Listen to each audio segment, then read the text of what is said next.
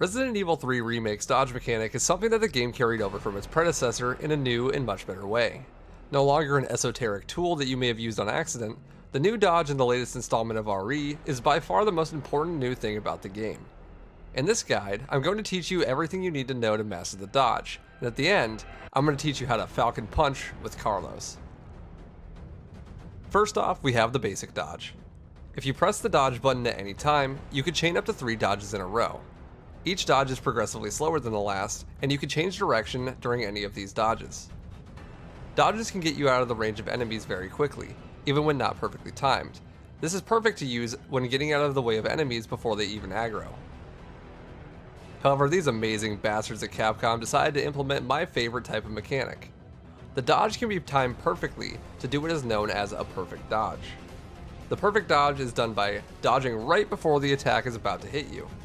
It is dignified by the white whoosh on the screen and the brief slow motion. This gives you invincibility and moves you out of the way of the attack. This can be done with anything in the whole game that attacks you, Nemesis included. The perfect example of this is on the Hunter Gamma.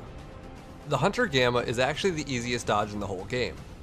His attack is always the same and is very well telegraphed. Simply watch his head whip, and on the second whip, dodge before it hits you. 1, 2, dodge. There are actually 2 types of perfect dodges: aim dodges and space dodges. Aim dodges work like classic RE3, where if you aim your gun right before you are hit, you will dodge. The timing for this is much tighter than a normal perfect dodge, but it is also faster and can be done on accident more easily. Space dodges have a bigger leniency and are what you would be doing most of the time. This being said, you can use aim dodges on purpose for a few key things that you can't use space dodges for. For example, if you trick the game into thinking that you missed the aim dodge, you can still retain invincibility from the perfect dodge to skip stun animations or even avoid damage.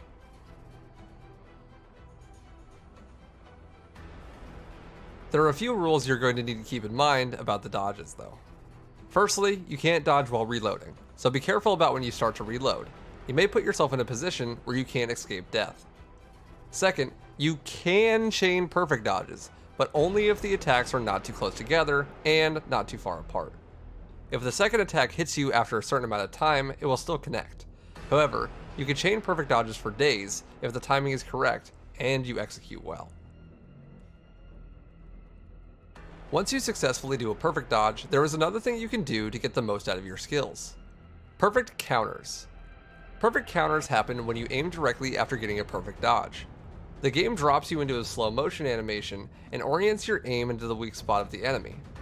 This attack does not do any additional damage, however the slow motion does not apply to you, so you can shoot multiple times before the enemy can react. These dodging mechanics do not apply to Carlos, who has an entirely own mechanic, the highly coveted Falcon Punch! Game! The winner is...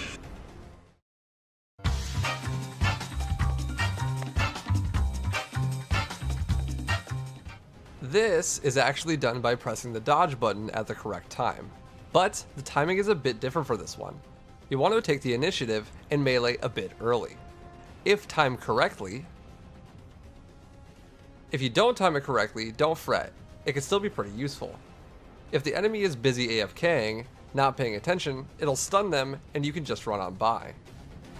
The Falcon Punch can also have the additional counter added to it. When done correctly, this functions the same as Jill's counter, adding slow motion and auto aim to the target. Now that you are familiar with how to dodge and punch, it's time to get out there and kick some ass. Just don't let Final Nemi hit you on the way out. And that's it.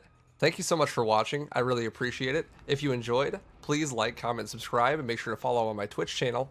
I stream speedruns of Resident Evil 3 Remake and similar games almost every single day.